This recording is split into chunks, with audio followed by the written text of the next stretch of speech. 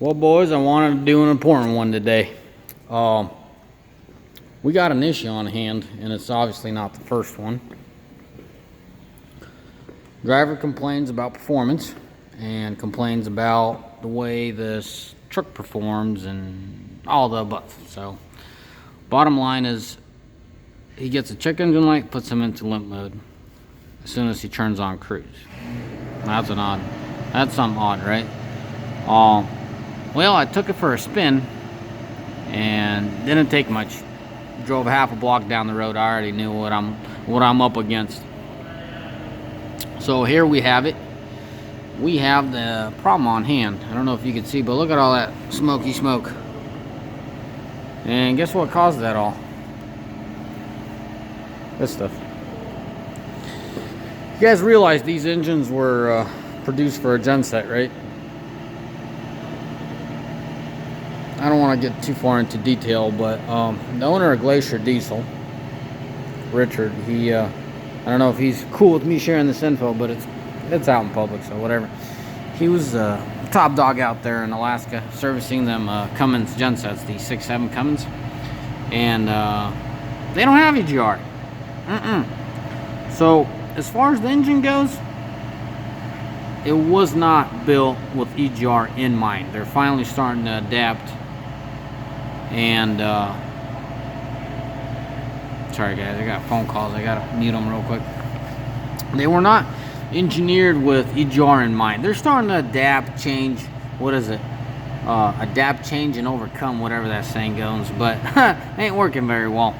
So what's the main problem here, guys? This thing obviously is a manifold, exhaust manifold, as y'all can see. Any guy with a common mechanics understands what this thing does and what it serves. As far as the engineer goes for Cummins, they anticipated for the manifold to move. You don't believe me? Get under the hood of your own car, or truck, excuse me, and imagine this being installed on the head, right? And if you look in here, close by on the head, around it, you'll see very shiny, something very clean, therefore supporting the fact that I'm saying this thing moves. And there's nothing wrong with it moving, but the problem lies is the fact that these EGRs get hooked up. Hey, look at that, we got company. The fact that these EGRs get hooked up and they add so much more heat, they expand and contrast so much further that they bust the bolts off. I kid you not. I wish I had to show you, but if you look on the back side, you could clearly see which one was leaking and which one wasn't. This one was really bad, and this one was minor. Yes, you guys. So there you have it, man. It's all thanks to the tree-hugging people that don't understand mechanics. They feel like they can make this world a better place. I ain't against emissions, guys, but a balance and common sense. And you're gonna say, what kind of common sense are you talking? I'm talking for a civil person to drive this truck.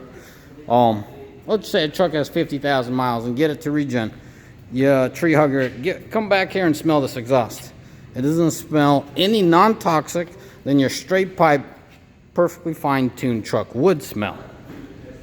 I mean that. Try it before you come on jumping on me and bombarding me with all your comments. So yeah, guys, emissions is what puts this thing outside of its working range. I know you guys are gonna bombard me for it, but bottom line is more heat is added. Well, let me revise it real quick. So 6.7s were built with no intent of EGR. Don't bombard me. I've done a little bit of research originally where these engines came from. So they'll just change out the manifold log and add this emissions to it, you know? And that just puts it further out, you know? Now you have more heat.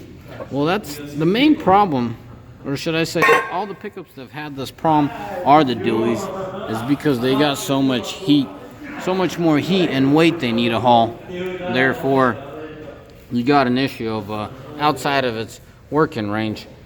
Now, yet alone, the EGR is dumping heat. You know, this thing, imagine, back to what I was saying, these dualies, they haul a lot of weight, you know? Imagine it's pulling a hill. It's, you know, the engine's working hard, creating excessive heat, and then you got EGR opening, adding more heat, and then DEF decides that it needs to do its mumbo jumbo in the exhaust system, creating more heat. Guys, these engines aren't gonna last. I really don't think these engines are gonna last, and you guys are gonna bombard me some more saying yours do. Mine barely do. Well, I take that back. They don't barely do. The saving grace for mine, they're all over the highway, and they're always humming along, pushing all they can. But anyways, that's that. I feel like I need to share it with you because a lot of you guys are running around circles trying to figure out what's what and what's where. This truck's been in the dealership multiple times. The dealership can't help them. The dealership won't help you guys unless they hook up a computer and it tells you change exhaust gaskets, and they ain't gonna do it. And I can't say all of them. Dang, it stinks in here. It stinks like gas in here. Excuse me, not like human gas, but like exhaust emissions. Anyways, so now I'm not bashing all the dealerships, but when you talk about something, an average dealership, you know, if they hook up and it tells you, if it tells them to change out the exhaust gasket, they'll do it. Anything outside of that, they ain't doing it because they're too stupid to understand what the frick they're working on. I kid you not. Anyways, this truck's been to the dealership multiple times, and the only code it's thrown is something about performance. It's so generic. How's one supposed to figure out? Doesn't know what the hell he's doing. If the computer ain't telling him press F10 and then F9 and grenade the engine, he don't know how to do it. All jokes aside, but you guys get exactly what I'm saying.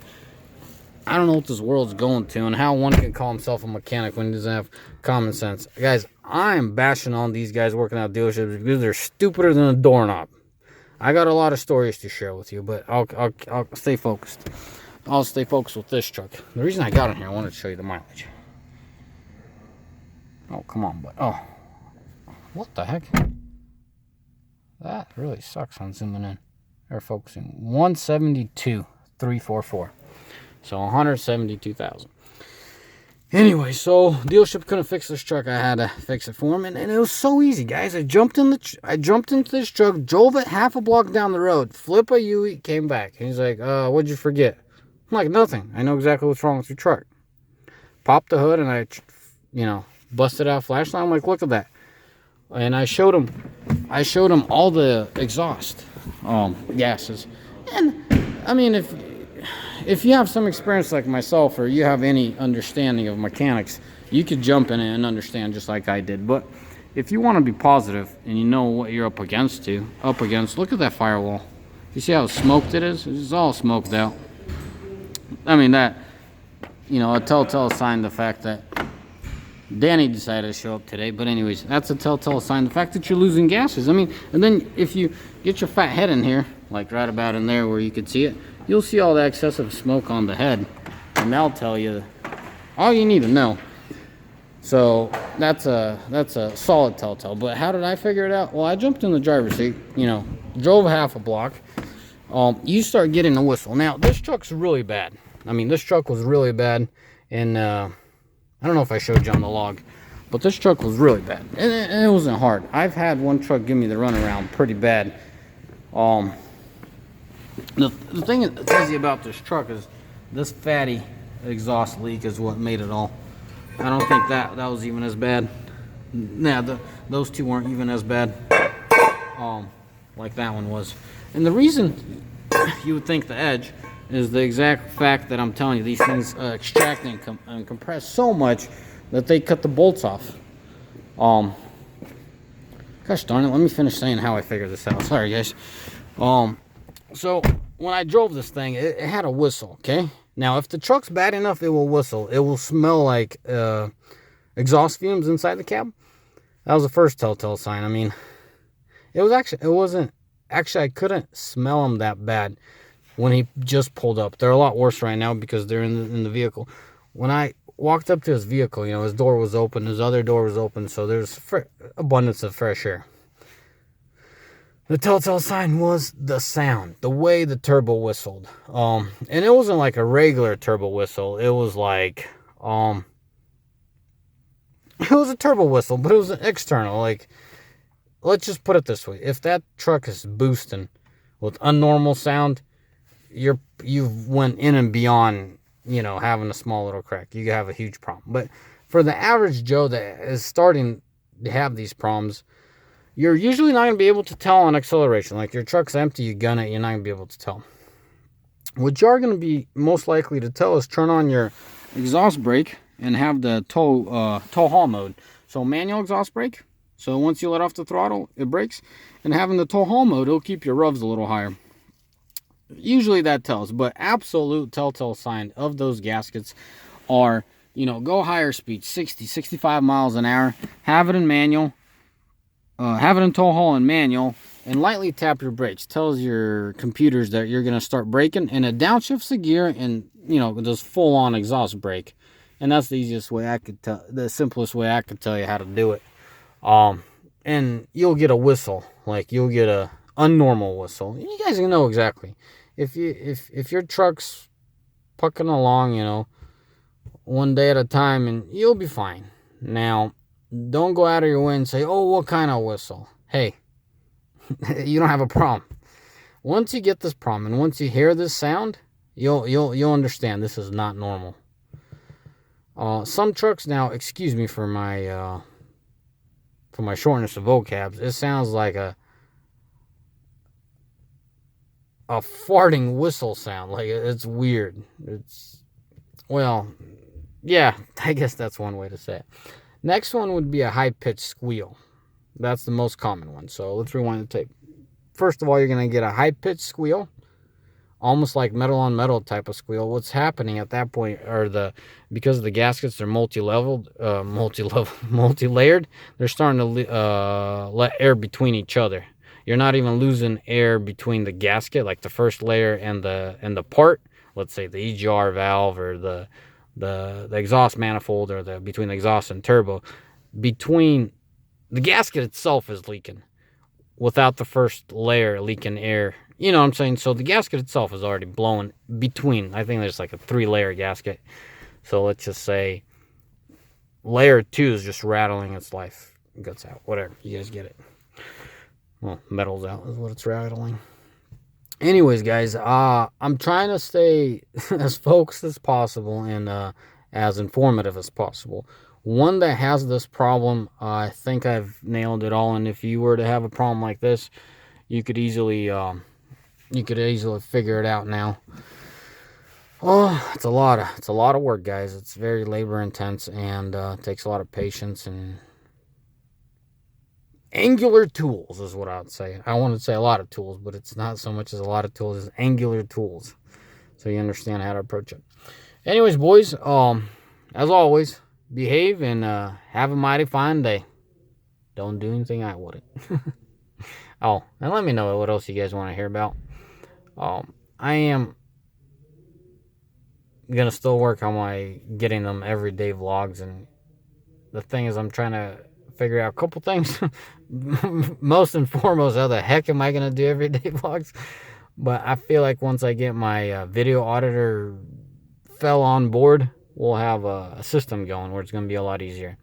You know, I'll be able to throw in little videos one by one, and he will be able to pull them off my camera and compile videos for you guys daily. But anyways, until I figure that out, I'll do one step at a time and share with you. And I know y'all are thankful, and I read it in the comments. And I appreciate it. As I've said before, thank you again for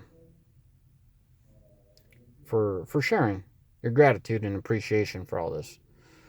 One day I'll make a video solely dedicated to that, where, when, what, and who came up with this idea of doing YouTube and where exactly it came from in my life. But as far as how I've got where I got as far as mechanics, man, I'm opening another topic here, but I better let you guys go. As far as mechanics, a lot of experience in getting cornered in God's gift. Certain things are gifted. Certain people are gifted with certain things and others aren't. So thank the Lord for everything you have and for having the ability to be able to figure it out. All right. As always, have a mighty fine day.